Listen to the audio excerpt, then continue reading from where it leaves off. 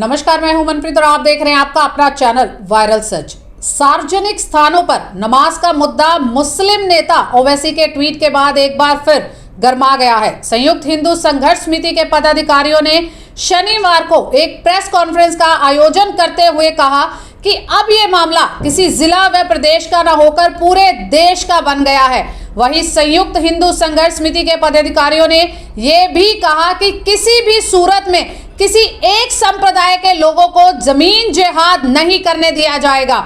गुरुग्राम प्रशासन में मुस्लिम समाज स्वयं इस बात को मान चुका है कि गुरुग्राम प्रशासन द्वारा 37 जगहों पर नमाज करने की कोई अनुमति प्रदान नहीं की गई थी और 1 महीने के अंदर इसका विकल्प ढूंढा जाएगा। इस दौरान महावीर भारद्वाज ने कहा कि अपने धर्म की खातिर अगर गोलियां भी खानी पड़ी तो उन्हें मंजूर है, परंतु जमीन जिहाद को किसी भी सूरत में कबूल नहीं करेंगे। ओवैसी जी ने अपनी ओछी राजनीति दिखाते हुए एक प्रकार से मैं उसको देशद्रोह, देश के खिलाफ किए गए ट्वीट की संज्ञा दूंगा और उसके तहत उसने मुसलमानों की सहानुभूति बटोरने के लिए उनका एक छत्र नेता बन करके उनके वोटों पर खेलने के लिए ऐसा ट्वीट किया है, जिसकी मैं भर्त्सना करता हूं, निंदा करता हूं और उसकी पूरी आलोचना करके और ये बता रहा हूं कि उसके ऊपर देशद्रोह का मामला चलना चाहिए कि ये एक प्रकार से देश के खिलाफ काम किया है। हिंदू अगर अपना कोई त्यौहार मनाते हैं, अपनी पूजा करते हैं एक दायरे में रह करके, हमने सेक्टर 14 जिसके अंतर्गत गोवर्धन चौक आता था जहाँ पर कल हमने पूजा की, उसमें हमने बाकायदा सूचना दे करके उसकी रिसीविंग ले करके उनको बता करके तरीके से और प्रशासन को भी बता करके, क्योंकि वहाँ नमाज प्रशासन ने पहले ही कैंसिल कर दी थी, इसलिए किसी प्रकार का टकराव नहीं था।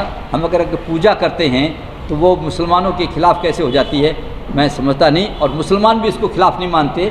पता लगा हम वहाँ नहीं थे कि वो भी पूजा में शामिल होने आए थे, वो अलग था कि वो कार्यक्रम समाप्त हो गया था। देखो, ये संघर्ष समिति जो 3 तारीख को जो बैठक हुई थी डीसी ऑफिस में, उसमें हिंदू प्रतिनिधि भी थे, मोमडन प्रतिनिधि भी थे और प्रशासन के भी थे।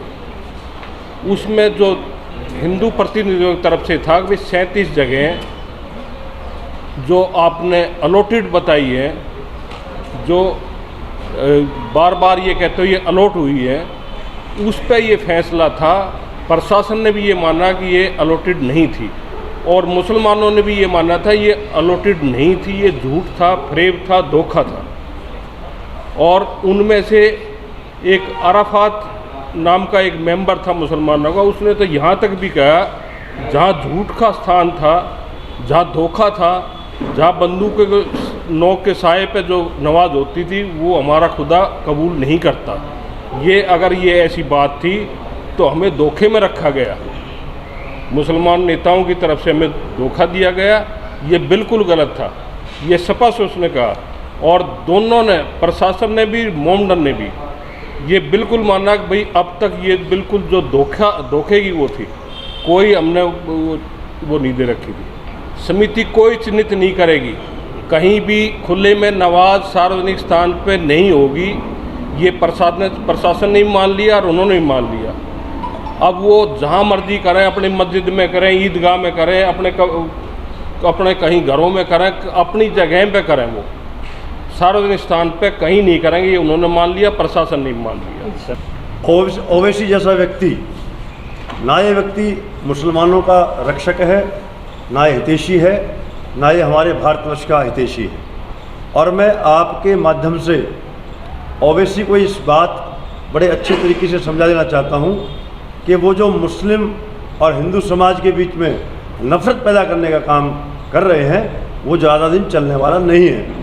और इस प्रकार की भाषा से वो मुस्लिमों का ना समर्थन प्राप्त कर पाएंगे और ना ही वो जो है हिंदुओं का समर्थन प्राप्त कर पाएंगे। तो वो अपनी मर्यादा में रहें। और मैं एक और आपके चैनल के माध्यम से मांग करता हूं कि जो ओवैसी अपने साथ अधिवक्ता, एडवोकेट की जो बात करते हैं, इनकी इस डिग्री की भी जांच होनी चाहिए कि क्या ये डिग्री कहीं पाकिस्तान से तो इन्होंने प्राप्त नहीं की है, क्योंकि हिंदुस्तान का जो महाविद्यालय, कानूनी जो शिक्षा देने वाला महाविद्यालय है, वो इस प्रकार की भाषा किसी को भी नहीं सिखाता है। इसी तरह तमाम अपडेट्स के लिए बने रहे हमारे साथ और देखते रहे आपका अपना चैनल वायरल सच। और आपके अपने चैनल वायरल सच को लाइक और सब्सक्राइब करना मत भूलिएगा। नमस्कार।